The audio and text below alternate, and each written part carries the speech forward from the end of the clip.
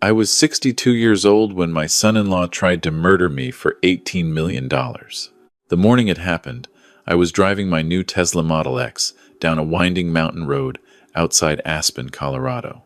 I'd just picked up the keys 3 days earlier. Black exterior, cream leather interior, every tech feature available.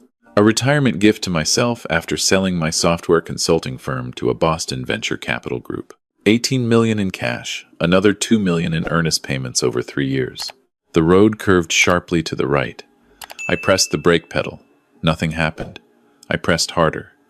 The pedal went straight to the floor like I was pushing through water. The Tesla didn't slow down. It accelerated. I yanked the emergency brake. Nothing.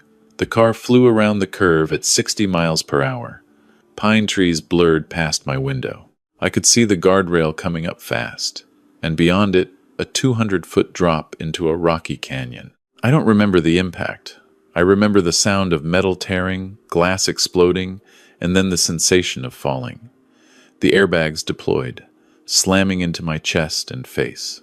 The car tumbled twice before wedging between two massive boulders about 40 feet down the cliff face. When I opened my eyes, I was hanging upside down, held by my seatbelt. Blood dripped from my forehead onto the deflated airbag below me.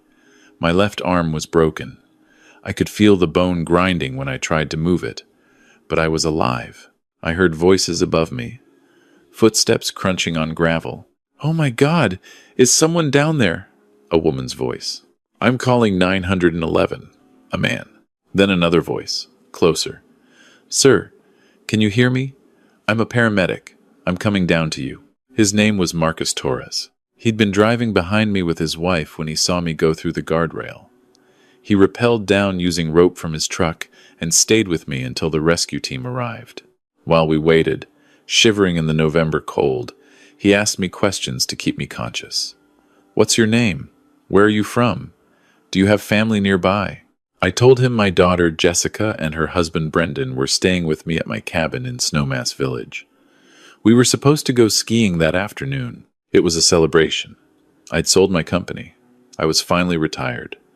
Finally free to spend time with my only child. "The brakes failed," I said, my words slurring from shock. "I just got this car. The brakes completely failed." Marcus went quiet for a moment. Then he said, "Mr. Morrison, I need to tell you something. I do emergency vehicle recovery in this area. I know Teslas. They have redundant brake systems, hydraulic and regenerative. For both systems to fail simultaneously," he paused, "that doesn't happen by accident." "What are you saying?" "I'm saying someone might have tampered with your car." The rescue took 2 hours. They airlifted me to Aspen Valley Hospital with a broken arm, 3 cracked ribs, a concussion, and a gash across my forehead that required 17 stitches. The doctors said I was lucky. 2 feet to the left and I would have dropped straight down the cliff. No survival. Jessica arrived at the hospital in tears. She's 34. Blonde like her mother was, with the same nervous habit of twisting her wedding ring when she's anxious. She wrapped her arms around me carefully, avoiding my injuries, and sobbed into my shoulder. "Dad, oh my God, Dad, I thought I'd lost you." "I'm okay, sweetheart. I'm okay." Brendan stood behind her, his hand on her back. He's tall, athletic build, sandy brown hair, always perfectly styled. He works in commercial real estate development in Denver. Been married to Jessica for 6 years. "Robert," he said, using my first name like he always did, never Dad or Bob. "What happened out there?" I told them about the brake failure, about Marcus's suspicion that someone had tampered with the car. Brendan's face showed the appropriate concern. "That's insane. Who would do something like that? Did you have any problems with the car before today?" "No. It was brand new." "Maybe it was a manufacturing defect," Jessica said. "We should call Tesla. They need to know their cars are failing." But I was watching Brendan's face. Something about his expression didn't match his words. His eyes were calculating, not shocked. Like he was working through a problem, not reacting to news. The police came that evening. 2 detectives from the Pitkin County Sheriff's Office. They took my statement and said they'd investigate, but their tone suggested they thought it was probably just a mechanical failure. New cars have problems sometimes. Electronics glitch. Things happen. Marcus Torres visited me the next morning. He brought coffee and asked how I was feeling. Then he pulled up a chair next to my hospital bed and lowered his voice. Mr. Morrison, I went back to the crash site after they towed your car. I wanted to check something. He glanced at the door to make sure we were alone. Your brake lines were cut, not cleanly, like someone did it with proper tools. They were partially severed, maybe 80% through, enough that they'd hold under normal driving but fail completely when you needed them most. My mouth went dry. You're sure? I'm sure. And there's something else. The parking lot at your cabin has security cameras. I talked to the property management company this morning. They keep footage for 30 days. Someone accessed your car in the early morning hours yesterday, around 3 a.m. Who? Marcus pulled out his phone and showed me a still image from the security footage. It was grainy, shot from above, but clear enough to identify the person crouched next to my Tesla with a flashlight and tools. It was Brendan. I stared at the image for a long time. My son-in-law. The man my daughter loved. The man who called me Robert instead of Dad and always seemed to be calculating something behind his friendly smile. Why would he do this? I asked, though part of me already knew the answer. Money. It always came back to money, Marcus said. I don't know, but I think you need to be very careful. I can take this to the police if you want. I thought about Jessica, about how she'd react if her husband was arrested for attempted murder, about how it would destroy her, about how I had no proof of motive, just security footage that Brendan could explain away. I'd been letting him borrow my car. He was checking something. He heard a strange noise and was trying to help. Not yet, I said. I need to understand why first. I need to know what's going on. Marcus nodded slowly. I understand. But Mr. Morrison, if someone tried to kill you once, they might try again. Be careful. He gave me his number and left. I lay in that hospital bed thinking. The sale of my company had closed 3 weeks ago. $18 million, minus taxes, minus the buyout I'd given to my 2 business partners. After everything, I'd walked away with $12 million. My will left everything to Jessica. I'd set it up that way after my wife Ellen died from ovarian cancer 8 years ago. Jessica was 26 then, just finishing her MBA. Brendan wasn't in the picture yet. If I died, Jessica would inherit everything, and Brendan would have access to it all. The doctors released me 2 days later with my arm in a cast and a bottle of pain medication. Jessica insisted I stay at their cabin instead of mine. She wanted to take care of me. I agreed because I needed to watch Brendan, needed to understand what was happening. Their cabin was smaller than mine, a 2-bedroom rental in Snowmass Village they'd booked for the week. Jessica had planned this whole trip around my retirement. Skiing, dinners, quality time together. She'd been so excited about it. Now she fussed over me constantly, bringing me tea and adjusting my pillows and asking if I needed anything. Brendan was solicitous too, asking about my pain level, offering to pick up anything from the pharmacy, making sure I was comfortable. I watched him carefully, tried to see the person who'd cut my brake lines, but he seemed normal, attentive, concerned. That night, after Jessica went to bed, I couldn't sleep. My ribs hurt, and my mind was racing. I got up carefully and walked to the kitchen for water. The cabin was dark, except for a light under the door of the 2nd bedroom that Brendan had converted into a temporary office. I heard his voice, talking on the phone, keeping his voice low but angry. I know what I owe you. No, I don't have it yet. I told you, I'll have it soon. You need to give me more time. A pause. My father-in-law just sold his company for $18 million. My wife is his only heir. I'll have the money in a few weeks, I promise. Another pause. Because he's not dead yet. Brendan's voice rose, then dropped back to a harsh whisper. The brake thing didn't work. The car crashed, but he survived. I need another opportunity. My heart was pounding so hard I thought it might give me away. I backed away from the door slowly, carefully, and returned to my room. I sat on the bed in the dark, trying to breathe quietly through the pain in my ribs and the shock of what I'd just heard. Brendan owed someone money. Enough money that he was willing to kill me for it. And now he was planning to try again. I needed to get out of here. Needed to go somewhere safe and figure out what to do. But if I left suddenly, Brendan would know I suspected something. He might panic, might do something to Jessica.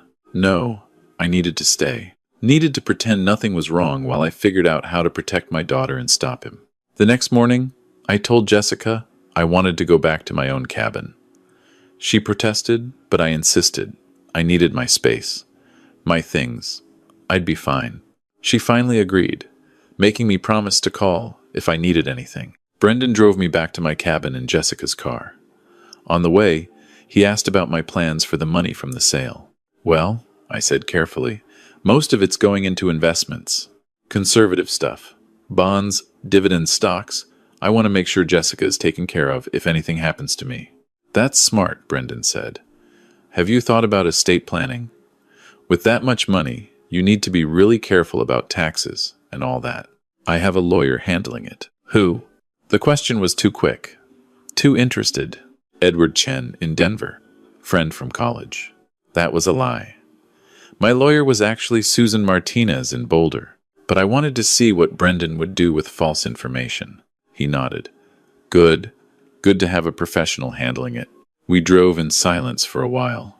Then Brendan said, Robert, I want to apologize. For what? For not being there faster when you had your accident. Jessica and I should have been following you that morning. Should have been there to help. You couldn't have known what would happen. Still, I feel responsible somehow. Your family, he said it so sincerely that if I hadn't heard his phone conversation last night, I might have believed him. Back at my cabin, I thanked him and watched him drive away. Then I called Marcus Torres. I need your help, I said. We met that afternoon at a coffee shop in downtown Aspen.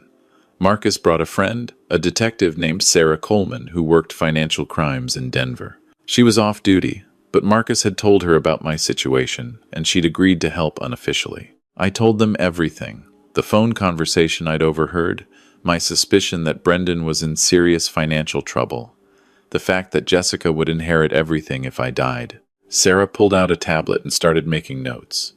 Do you know what kind of trouble he's in? Gambling? Drugs? Business deal gone wrong? I don't know. He works in commercial real estate, supposedly doing well. Can you get me his full name, date of birth, social security number if possible? Jessica might have that information. Don't ask her directly. It'll tip him off. Check his documents if you can. Driver's license, anything like that. Over the next 3 days, I became a detective in my own life. I accepted Jessica's invitations to dinner at their cabin, played the role of recovering father, asked Brendan casual questions about his work, his projects, his life. I learned that he'd been working on a big development deal in Denver, a mixed-use complex in the Reno district. $20 million project. His company was the lead developer. We broke ground 6 months ago, he told me over dinner one night. Should be completed by next summer. It's going to be beautiful. 8 stories. Retail on the ground floor, offices and condos above. That's impressive, I said. You must have investors. Oh yeah, bunch of them. We did a private equity raise. Got the funding in place last year. Jessica beamed at him. Brendan's been working so hard on this. Sometimes he's up till 2 a.m. dealing with contractors and permits and everything. After dinner, I excused myself to use the bathroom. Instead, I slipped into their bedroom and found Brendan's wallet on the dresser. I pulled out his driver's license and took a photo with my phone. Then I found a folder on his nightstand, labeled Reno Project. I photographed several pages of financial documents before I heard footsteps in the hall. I made it back to the bathroom just as Jessica passed by. Dad? You okay? Fine, sweetheart. Just moving slow with these ribs. I sent the photos to Sarah Coleman that night. She called me the next morning. Robert, we need to talk. In person. We met at a different coffee shop. This one in Basalt, 30 minutes from Snowmass. Sarah had done a deep dive into Brendan's finances. Your son-in-law is in serious trouble, she said, spreading documents across the table. The Reno development project he told you about? It's hemorrhaging money. The construction costs came in 40% over budget. There are major structural issues with the foundation that weren't caught during the initial survey. They had to do emergency stabilization work that cost an extra $3 million. So the project is losing money? It's worse than that. Brendan personally guaranteed some of the loans. He used that guarantee to attract additional investors, told them he had skin in the game, but he lied about having the collateral. He pledged assets he doesn't actually own. How much does he owe? $4.7 million, and it's due in 2 months. If he doesn't pay, the investors will sue him personally. He'll lose everything: his house, his car, his career. He might even face fraud charges. I sat back in my chair, trying to process this. And he thinks if I die, Jessica inherits my money, and he can use it to save himself. Exactly. But there's more. Sarah pulled out another document. I looked into his recent financial activity. 3 months ago, he took out a life insurance policy on you. $2 million. Jessica is listed as the beneficiary, but he forged your signature on the application. The coffee in my stomach turned sour. Can he do that? No. It's insurance fraud. But if you died in that crash before anyone investigated, Jessica would have received the payout and Brendan would have access to it. So, he gets my inheritance plus $2 million in insurance. That's the plan. Marcus leaned forward. Robert, you need to go to the police. We have enough evidence now. The tampered brake lines, the security footage, the financial motive, the forged insurance policy. They'll arrest him. I thought about Jessica, about how she looked at Brendan, about how she talked about their future together, about how this would destroy her. If we arrest him now, I said slowly, Jessica will never believe it. She'll think I'm making it up. She'll hate me for taking him away from her. She might even try to help him defend against the charges. Sarah frowned. What are you suggesting? I'm suggesting we need to catch him in the act, trying to kill me again, with witnesses, with evidence that's so clear, Jessica can't deny it. That's dangerous, Marcus said. He's going to try again anyway. You said it yourself. He's desperate. $4.7 million due in 2 months. He can't wait for me to die naturally. But if we control the situation, if we know when and where he'll strike, we can catch him and protect Jessica at the same time. Sarah and Marcus exchanged looks. Finally, Sarah said, What did you have in mind? I told them my plan. 2 days later, I invited Jessica and Brendan to go hiking with me. There's a trail near Maroon Bells, one of the most photographed spots in Colorado. Beautiful scenery, moderate difficulty, popular enough that there are always other hikers around, but with some isolated sections. I'm feeling better, I told Jessica on the phone. The fresh air will be good for me, and I want to spend time with you both before you head back to Denver. Dad, are you sure? You're still recovering. I'll be fine. We'll take it slow. Brendan got on the line. Robert, I don't know if that's a good idea. What if something happens? Then I'll have you two there to help me. Come on, it'll be fun. He couldn't refuse without raising suspicion. We met at the trailhead at 8 a.m.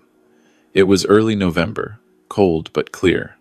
The aspens had lost most of their leaves, and the mountains were dusted with snow at the higher elevations. Jessica wore a bright pink jacket and new hiking boots. Brendan had on expensive North Face gear and carried a large backpack. What's in the pack? I asked.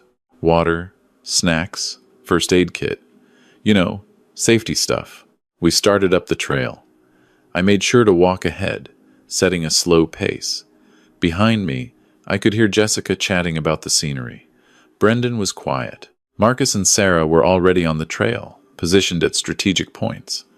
They were dressed as hikers, blending in with the other people enjoying the morning. Marcus had a camera with a long lens. Sarah had recording equipment hidden in her jacket. The trail wound through aspen groves and across streams, climbing gradually toward the bells.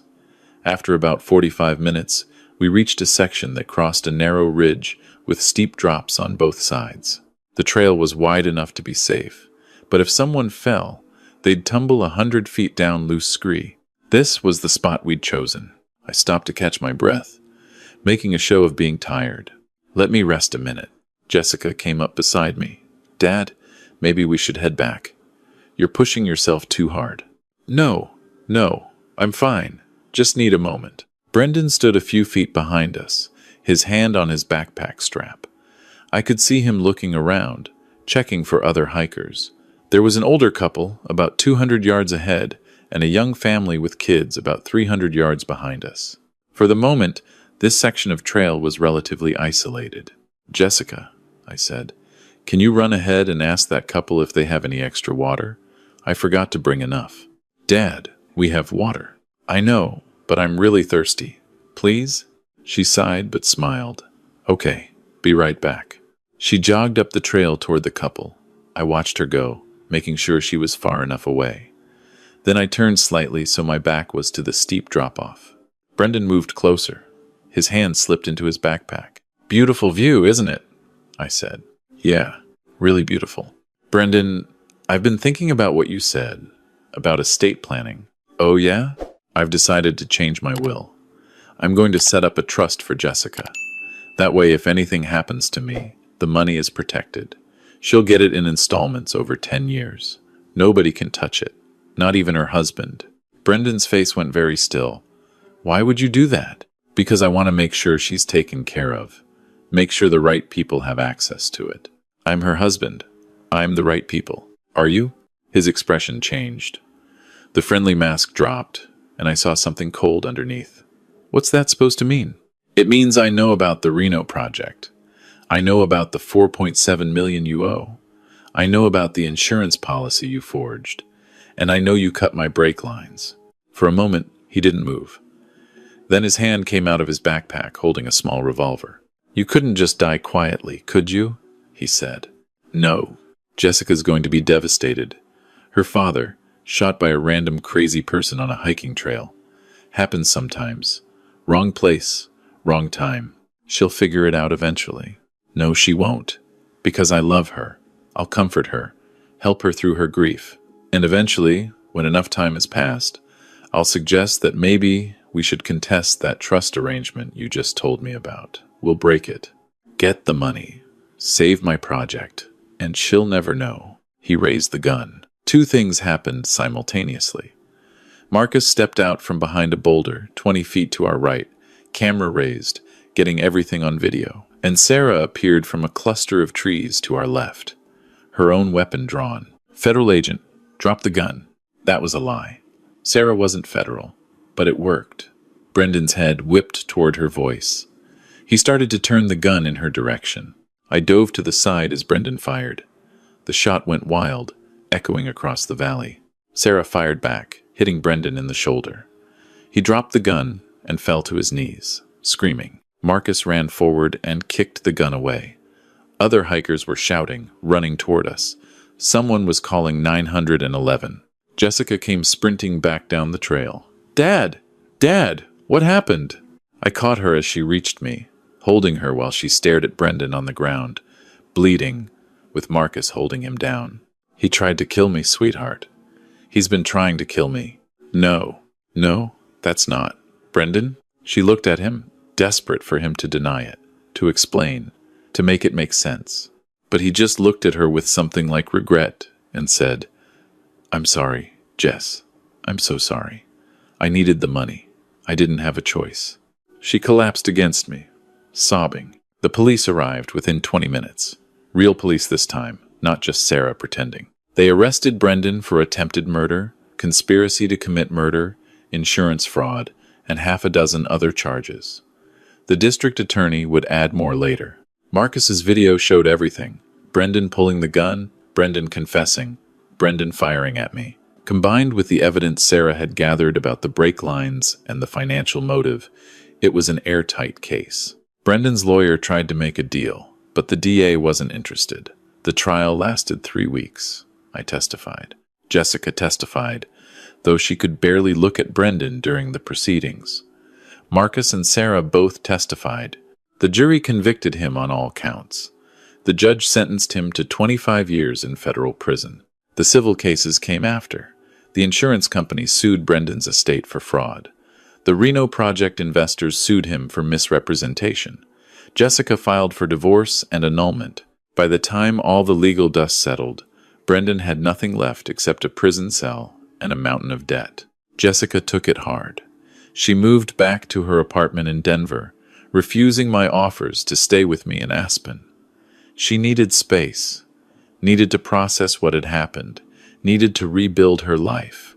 I gave her that space, but I called her every day, sent her texts, let her know I was there whenever she was ready. 6 months after the trial, she drove up to Aspen to visit me. We sat on my deck, overlooking the mountains, drinking coffee, not saying much. Finally, she said, "I should have seen it, should have known something was wrong. You loved him. Love makes us blind sometimes. He was going to kill you, my father, for money. But he didn't. I'm still here." She looked at me with tears in her eyes. "I almost lost you, but you didn't." We sat together as the sun set over the Rockies, painting the sky in shades of orange and purple. My daughter leaned her head on my shoulder like she used to do when she was small. And I held her, grateful for every moment, every breath, every second chance. The money from my company sale sits in a trust now, not the one I threatened to create, but a real one. Jessica has access to it, but with safeguards. Financial advisors, oversight, protection. I still live in my cabin in Aspen. Still go hiking on the Maroon Bells Trail, though I always bring company now. Marcus and I have become good friends. We meet for breakfast every Tuesday. Jessica is doing better. She's in therapy, working through the betrayal and the trauma. She started dating again recently, a teacher from Boulder who seems genuinely kind. She brings him to Aspen sometimes, and I grill him about his intentions and his finances and his character. She laughs at me for being overprotective, but I don't mind, because I learned something from all of this. I learned that money changes people, that desperation makes monsters, that the people closest to you can be the most dangerous. And I learned that surviving is just the first step. The real work is in protecting what matters, in staying vigilant, in never taking trust for granted. Sometimes I stand on my deck at sunrise, looking out at the mountains, and I think about that morning on the winding road when my brakes failed, about the sound of metal tearing and glass breaking, about the moment I realized someone wanted me dead. And then I think about Jessica's laugh when she visits, about the way she's rebuilding her life, about the strength she's shown in putting the pieces back together. That's what I survived for. Not the money, not revenge, but for her. For the chance to see my daughter become who she was meant to be, free from the shadow of a man who would have destroyed her. I'm different now. I have a broken arm that healed crooked and gives me arthritis when the weather changes. I have scars across my forehead from 17 stitches. I have nightmares, sometimes about falling. But I have my life. I have my daughter. And I have the knowledge that when someone tried to take it all away, I fought back and won. That's worth more than $18 million. That's worth everything.